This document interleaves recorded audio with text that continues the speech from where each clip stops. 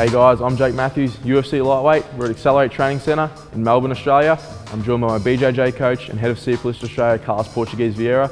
Carlos is a multiple Brazilian Jiu Jitsu champion, and our technique of the week is a standing back take to a takedown. Alright guys, so for this technique, we want to bait our opponent into clinching our neck. So first, I'm going to grab my opponent's neck, and what normally happens is he's going to grab my neck back. So from here, this is what I want. So now, from this position, you've got a couple of different techniques. You've got a pull pass to the back. I can do a duck under, so I can get under the elbow, shove the elbow up, and duck under the arm. When you've got an opponent that's really strong and they're really tense, it's hard to do those techniques. So one that I find works really well with a especially strong opponent is a variation of a duck under. So what we're going to do, instead of using our hand, we're going to use our forearm down near our wrist. I'm going to look away from my opponent, and as I look away, I'm going to use my forearm and push the arm across my face. So with that, we're not going under the arm, so we're not trying to lift the arm up and come under. We're just pushing the arm past our face. So again, I use my forearm, I look away, I use my forearm to push the arm across my face. We come to the back. All right guys, so we're gonna look from a different angle. From this angle, we're gonna see how I'm using not only my forearm, but also my shoulder to pass the arm across my face. So again, I initiate the clinch, my opponent clinches me back. Now I'm gonna use my forearm, again, not my hand. I like to use down towards the wrist a bit more. Then now as we've got the clinch, I wanna pass.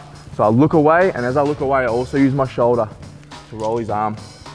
So I roll with the shoulder, and then my forearm, just gonna give that last little bit of push to get it across. And once I've done that, I can come and take the back. All right guys, so now we've done our pass. From this position, we've got a lot of takedowns. The two that I especially like to use are two that you sort of can't find yourself ending up underneath, which is a big thing for MMA. You don't want to initiate a takedown and then end up underneath. So when we've got the back, so this is really like a real wrestling-based takedown. So I want to block his knee on the same side that my body's on. You never want to be directly behind someone because they're going to flip for knee bars, things like that. So I'm off to the side. So the side that my body's on, I'm going to block that knee. Now I'm going to really use my hips to get under my opponent, and it's going to help me to pick them up. Yeah, so use our hips, boom, pick our opponent up, and now I want to take them forward. When we take them forward, there's a really small chance that we're going to end up underneath. So I get my opponent, use my hips, and we drive them down forward. And as you can see, I'm always on top of my opponent, so there's no chance I'm going to end up underneath in a bad spot. All right guys, so on this takedown, we don't want to come completely to the body. I want to keep the head latched. So I initiate the clinch, they clinch me back, I pass. Now instead of coming to the body, I keep nice and tight on the neck. I don't have too much space between my body and my opponent's shoulder. If I do, they're going to backstroke out, boom, and we're going to end up back in the clinch again. So once I've passed the arm, I get to here, I'm going to pull my opponent in and keep their shoulder nice and tight against my body.